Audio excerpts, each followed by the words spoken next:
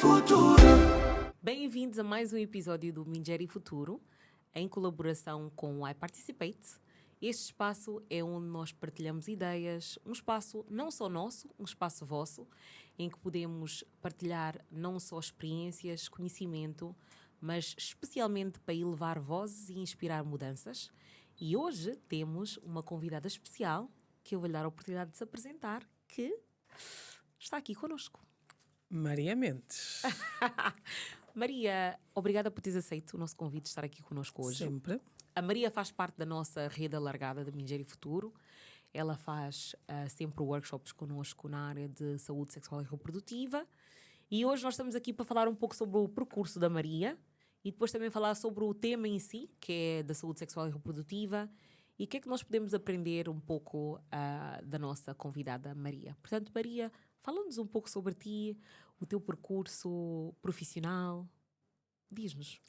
Então, como a minha mãe gosta de dizer, a minha enfermeira é uma nega, mas não é verdade, não é? Porque eu continuo a aplicar isso. Mas assim, resumindo, eu sou licenciada em enfermagem e trabalhei como enfermeira durante 10 anos, em cuidados diretos, tipo hospitais, tanto em Portugal como na Arábia Saudita. Como é que tu vais parar na Arábia Saudita? Olha, isso é muito engraçado. Meu Caí Deus. em 2011, mais ou menos no início. Eu trabalhava num serviço, num hospital privado, em que tínhamos assim muitos doentes, para poucos enfermeiros, estávamos meio insatisfeitos. E uma colega minha recebeu um e-mail dessas net empregos, não sei o quê. Pois. Enfermeiros para a Arábia Saudita. E eu, vamos.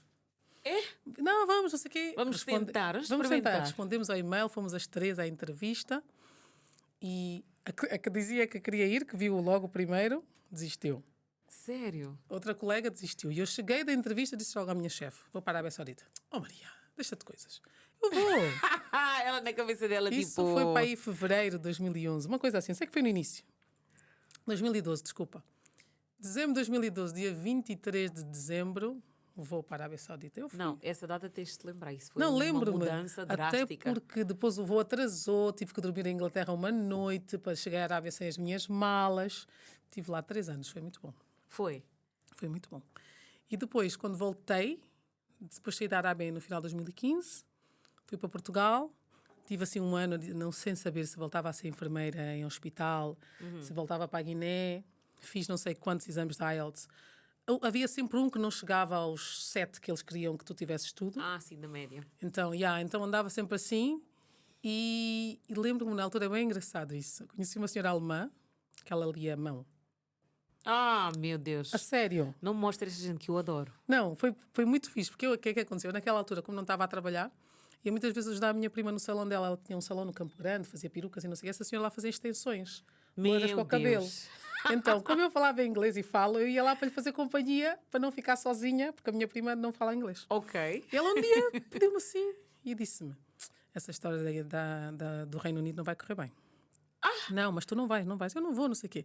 Eu, na altura, até tinha um contacto para um hospital em que eles diziam: mas não há problema, Maria, podemos fazer assim, tu vens Isto Vamos- era para a Inglaterra. para a Inglaterra, tu vens, fazemos-te um contrato não como enfermeira, mas depois assim que fizeres o IELTS e passavas logo e não sei o quê. E realmente depois aquilo não deu, comecei a procurar de outro emprego e consegui, numa área não completamente diferente, mas em tecnologias da saúde, tecnologias de informação para a área da saúde.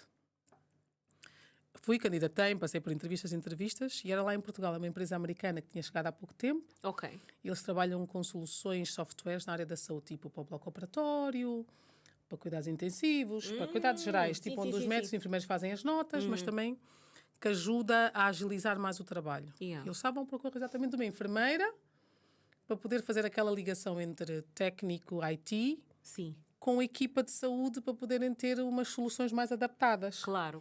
Então comecei a trabalhar nessa empresa durante 3 anos, mas eu sempre, desde a Arábia Saudita, todas as férias vinha para a Guiné. Ok.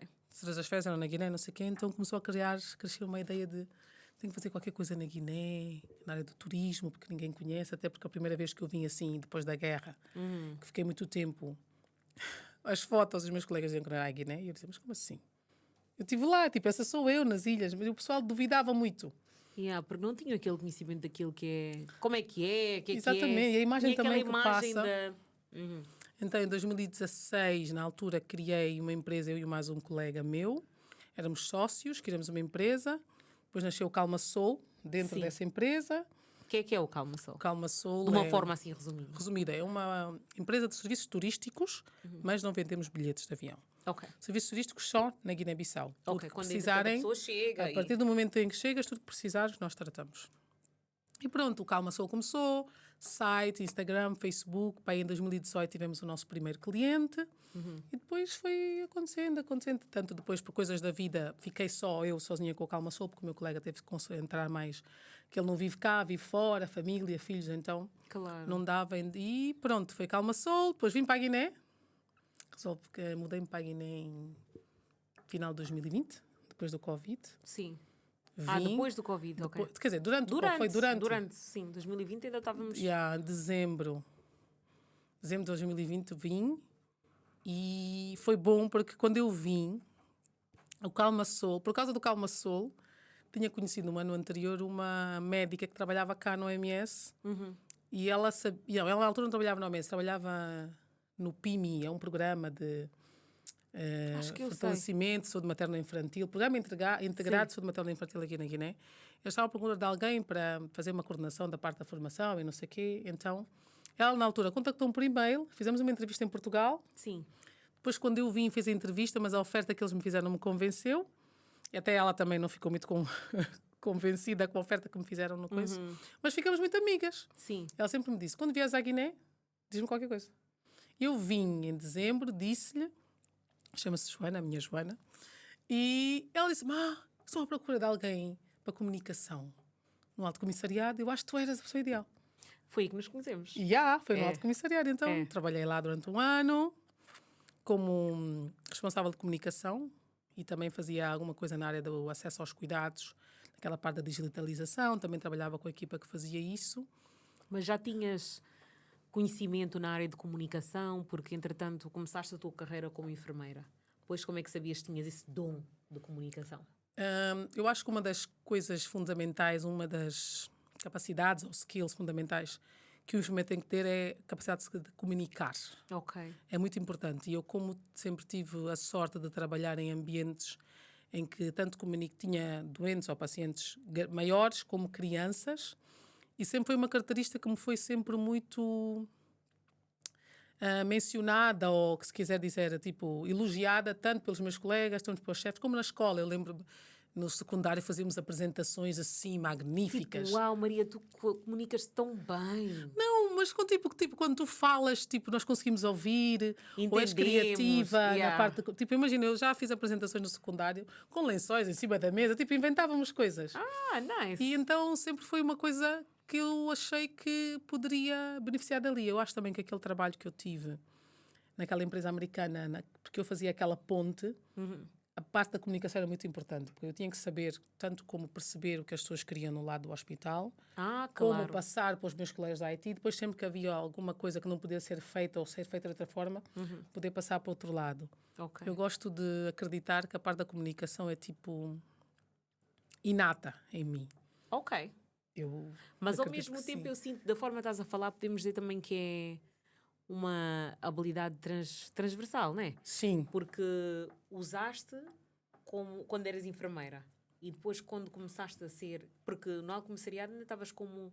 Era comunicação, mas ainda na área de saúde. Era ainda na área de saúde. Portanto, também facilitou, mas também mostra que aquela habilidade foi uma habilidade que também te apoiou quando fizeste aquela pequena mudança de carreira. Sim, caso. Apoiou muito e também ajudou muito na parte do Calma Soul, da comunicação. Sim. Com os clientes, digital, tanto digital. Muitas vezes, por exemplo, como às vezes havia clientes que conheciam muito pouco da Guiné e muito o que viam na internet, queriam muito ouvir uma voz, então ligavam para mim. Depois que ia ter tipo hora e meia a falar. Para saber que é RA, para saber e para discutir percursos, e para não sei porque não queriam discutir por e-mail e não sei o quê. Eu acho que isso ajudou-me muito e eu sempre também fui buscando informação nessa área de perceber como é que eu posso melhorar, né?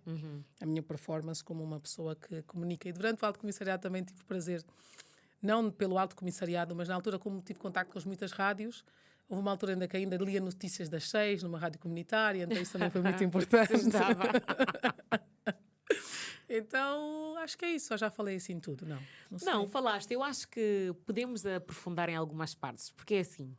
eu acho que muitas vezes as jovens meninas, tu conheces bem, as que participam das nossas atividades, elas acham que o percurso de carreira é muito linear, que é do tipo, ok, eu escolhi um curso ou foi-me aconselhada a seguir um curso ou um percurso e eu tenho que seguir isso até ao fim, não é? Por exemplo, eu fiz Direito e Relações Internacionais e depois eu decidi, quando eu comecei a trabalhar na área, eu disse, não, isto aqui é boring, não vai dar para mim.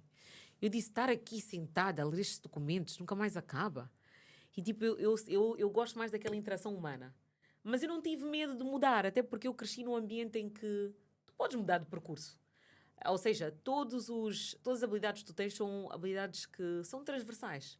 Portanto, a habilidade de falar em público, ou escrever um relatório, ou de fazer uma apresentação, ou elaborar um projeto, são coisas que tu aprendes na faculdade. Portanto, qual dirias que foi, por exemplo, o teu processo de até chegares na conclusão de que, ok, eu sou enfermeira, mas agora estou a sair desta área que eu tinha escolhido no início e estou a ir para outra, e isso não tem mal nenhum. Eu acho que isso foi tudo muito... Não foi assim uma coisa que eu pensei muito, porque se calhar também foi uma coisa que eu sempre quis muito. Por exemplo, eu lembro-me, há 2 anos, estive de férias em Portugal, e uma amiga minha dizia-me, oh Mary, tu sempre disseste que ias ficar muito tempo no hospital e tinhas razão. Porque eu dizia, não, isso aqui não dá Chega para mim. temporário. Exato. E eu sempre gostei de explorar outras coisas. Por exemplo, eu lembro-me que quando eu estudava, mas se calhar também tu fizeste a mesma coisa, eu no secundário, na altura em que apareceram os telemóveis, eu ainda não tinha telefone, mas eu sabia fazer crochê. Então fazia os sacos e vendia aos meus colegas para eles guardarem o telemóvel. Estás a gozar? Estou a falar sério. E no secundário, não, na faculdade, porque eu estava na faculdade, meu pai mandava mesada, não sei o quê, mas para poder ter assim algum dinheiro extra, usei o mesmo crochê, fazia tipo flores para elas pôr no cabelo, colar, não sei o quê. Então eu, para mim, não seguir só uma linha, sempre foi uma coisa que para mim não havia... Para ti foi natural? Foi muito natural, foi muito natural. Okay. Apesar de, quando eu disse aos meus pais, eles ficaram assim naquela do... Então, mas tu agora estudaste para ser isso? Oh my God, são os pais. E já não vais ser isto? Eu disse, mas eu ainda sou isto, porque eu trabalho com saúde sexual reprodutiva, por acaso também. Comecei a trabalhar na altura do Covid, mesmo antes de vir para a Guiné, mas já para a Guiné. Sim. Que fazia remoto, modo de voluntariado. Mas para mim sempre foi muito natural poder explorar outras coisas. Também não sei se é por eu ser muito curiosa e de achar, não sei se isso é mau, mas de achar que, epá, se dá para aprender, eu consigo aprender, também consigo fazer. Claro. Então isso a mim não me... Eu cheguei a andar de skate, agora já não sei muito bem, mas eu na Arábia Saudita tinha uma colega que me ensinava a andar de skate e eu aproveitei, né? Então eu sempre fui muito de... Se é uma coisa que é para aprender, e eu consigo aprender, então... dá para fazer. Então, foi assim um processo muito natural. É. E eu lembro-me, quando eu vim para a Guiné, houve uma altura em que eu tinha muito medo, do tipo, então agora eu saio de Portugal, venho para a Guiné, não tenho nem emprego, né? Mas, por acaso, não sei se foi sorte ou não, mas correu bem. Eu cheguei em dezembro, dia 1, dia 18, já estava a assinar o meu primeiro contrato dia 18 de janeiro. Uau, então foi uma coisa... Eu também digo, meu Deus, eu acredito muito no universo. Se eu quero, vai acontecer. Tu e eu... Quer dizer, foste fazer a leitura da mão, portanto... Não, foi por acaso. A senhora pegou na minha mão. Ela foi involuntária. O universo é que te trouxe. Percebes? Exatamente.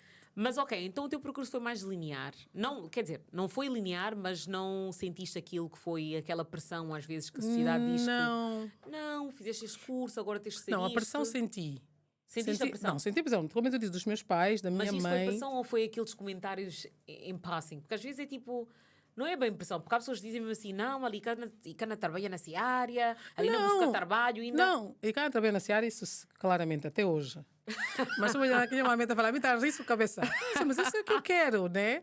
Porque se eu tenho exemplos de pessoas que eu sei conseguiram fazer isso, tipo, divergir da carreira, eu também vou conseguir, claro. Né? Porque, por exemplo, eu até agora, a minha mãe não consegue dizer, se um dia vai-se em casa, diz, ai, me te criou. Não podia. Ok. Não podia assim. Pacha, o que é o cabelo de trabalho? Às vezes poder explicar que eu às vezes trabalho remoto. Oh my God, esse conceito não tenho tempo que não estar em casa. Então, e a minha mãe, ela diz, me encanta-se quanto é que eu estou a fazer. Até hoje. Sabia? Ainda apontou. Naquele hospital que eu estou, não está nenhum hospital. Depois explicar que, ok, eu sou enfermeira, mas consigo usar esse trabalho, por exemplo, para trabalhar na saúde sexual reprodutiva, para fazer algumas consultorias que ajudam a criar, por exemplo, políticas para a educação sexual compreensiva, orientações para não sei quê. Tipo, dá para nós usarmos aquela base para fazer outras coisas. Ainda... Na teoria, na prática, para elas entenderem um bocadinho já mais. Sim, não... Which is fine. Quer dizer, eventualmente esperamos que vamos chegar nesse ponto, né? Mas eu acho que o importante aqui é mesmo para as pessoas saberem que para já somos de gerações diferentes, não é? E aquilo que é a percepção dos nossos pais sobre o que é uma carreira ou trabalhar na sua área já não aplica, até porque muitos trabalhos que nós estamos a fazer agora, daqui a, nem sequer vou dizer 5 anos, daqui a 1 ano a inteligência artificial já está a fazer por nós. Portanto, é importante também ter estes percursos assim flexíveis, porque mostra que é uma pessoa dinâmica que consegue ser resiliente em qualquer que seja a circunstância, até porque agora as coisas estão a mudar de uma forma muito rápida.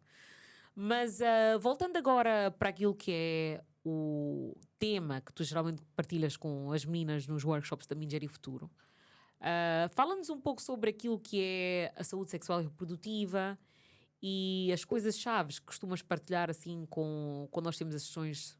Fazemos o quê? 3 vezes por ano, mais ou menos, sim. Quais são aquelas informações-chave que tu achas que toda a gente tem que ter? Porque nas tuas sessões falas muito no sentido de que não é só para meninas. É para nós todos, é para a sociedade. Porque a saúde sexual reprodutiva é um direito. Tipo, é considerado um direito... São direitos humanos. Então, tem para todos. Tanto para homem como para mulher. Então, eu gosto muito de dizer que saúde sexual reprodutiva é, principalmente quando falamos em saúde sexual, é nós sabermos e percebermos que a nossa sexualidade é uma coisa boa, é uma coisa para nós aproveitarmos, mas também temos muito que ter a noção de que há riscos que advêm com. Então, termos informação e sabermos como nos protegermos é muito importante. E a parte da reprodução também eu gosto muito de salientar que é saúde sexual reprodutiva, mas a reprodutiva do eu querer me reproduzir ou não. Sim. De poder utilizar todos os dois direitos. Exatamente, Exato. os dois direitos. Exato. Não é a reprodução, ok, eu tenho que parir, não é isso, mas eu saber se eu não quiser engravidar, que métodos existem, quais são as consequências, o que é que eu posso fazer. Ok, se eu quiser, o que é importante, que intervalos importantes eu tenho que ter. E na parte da saúde reprodutiva, eu e nós gostamos muito de falar, principalmente da menstruação, das pessoas poderem perceber o que é o ciclo menstrual. Tipo, especialmente as meninas. Especialmente as meninas, mas também os rapazes. Eu lembro-me que a última sessão que tivemos o ano passado, quando eu fiz a pergunta, quem me respondeu foi o rapaz e ele era top. Assim, todas as fases do ciclo. E eu disse, esse é um exemplo, porque é muito importante. Porque influencia, vai ter consequências na vida dos dois. Se a mulher não saber o que é o ciclo menstrual, ele não saber... Por exemplo, eles não vão saber que ok, se nós resolvermos que não nos vamos proteger de nenhuma forma, nem preservativo, nem outro tipo de método hormonal ou não, e também não queremos ter filhos, temos que saber exatamente, conhecer aquele ciclo que deixa de ser só da mulher, é do casal. É do casal. O casal quer prevenir uma gravidez e perceber, por exemplo, há uma coisa muito importante que eu gosto muito de partilhar, que às vezes pode parecer tipo, uma novidade, acontece muitas vezes com as meninas e os meninos, que é tipo, o período não é o início do ciclo, é o fim. Mas para nós... Eu sei que é o fim, mas não é de conhecimento... Não. Porquê? Porque quando nós estamos a ensinar o ciclo, começamos sempre pelo primeiro dia do ciclo, que é o primeiro dia do período. Mas é porque é aquela coisa que nós vemos e é mais fácil tu contares do que tu vês. A partir daí do que... Ok. Exatamente.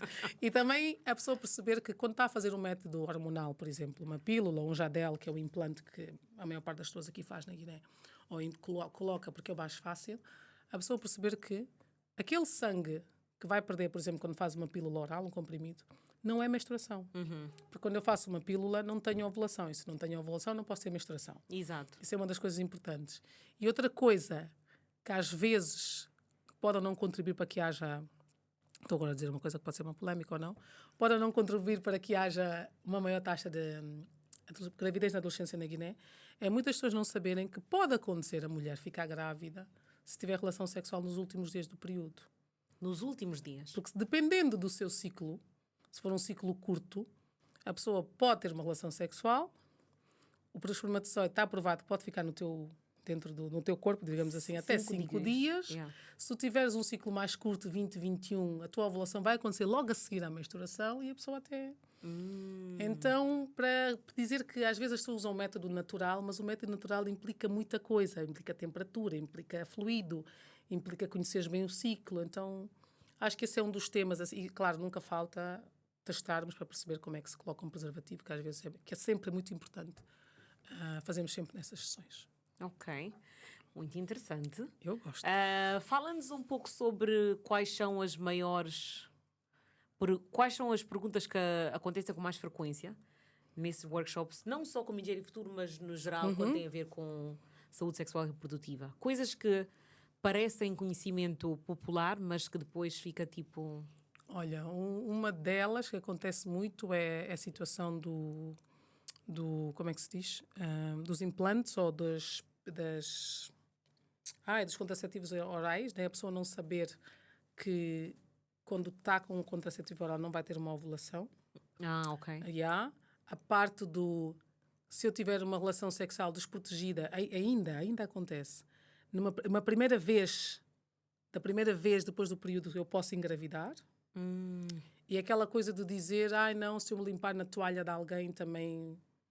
A pessoa acha que se limpar na toalha do irmão que pode ficar grávida.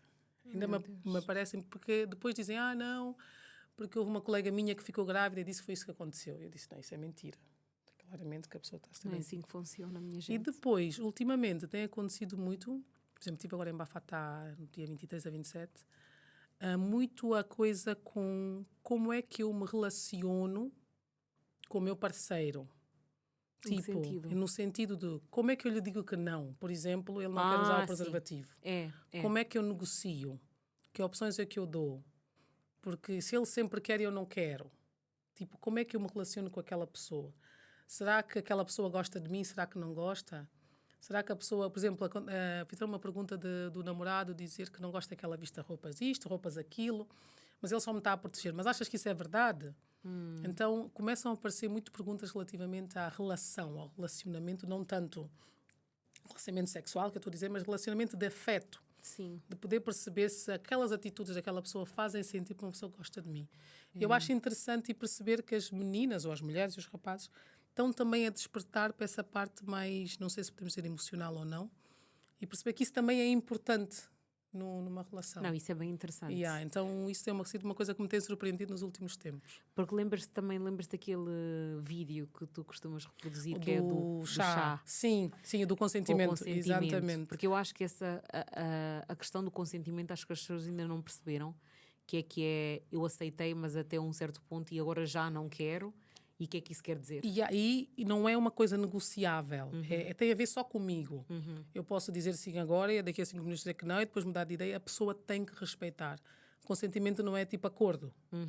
Um consentimento não depende de ti. Se eu aceito ou não, tu não tens nada a ver com isso. Sim. Fazer perceber isso, porque às vezes as mulheres ou os homens, também vou aqui incluir, podem estar numa situação de muita fragilidade de pensar. Por exemplo, uma miúda já me perguntou isso, já não lembro, e disse, mas se nega... e não arranja outro. Sim. Porque são pressionadas a aceitar como se aquilo fosse obrigação. E não é. Se tu não queres, não faz. Não faz. É muito complicado e eu acho que ainda falta muito, até porque mesmo nas sessões que nós temos, eu acho que tem muito interesse, mas ainda vemos que as meninas participam e têm vergonha de fazer certas perguntas. E às vezes faz-me pensar se não vale a pena nós fazermos uma espécie de walk-in depois das sessões, em que se as pessoas tiverem perguntas mais íntimas para sentarem, fazer um one-to-one, tipo...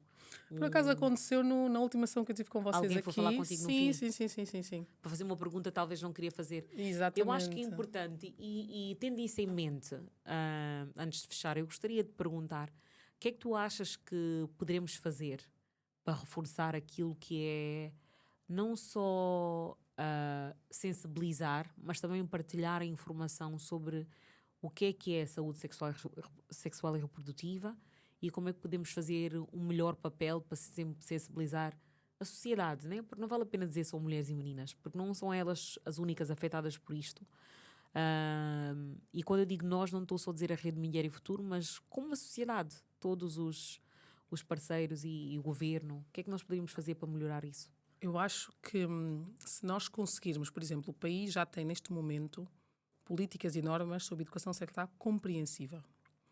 Se nós conseguirmos que isso seja estendido e começar-se a falar nas escolas, porque dá para adaptar.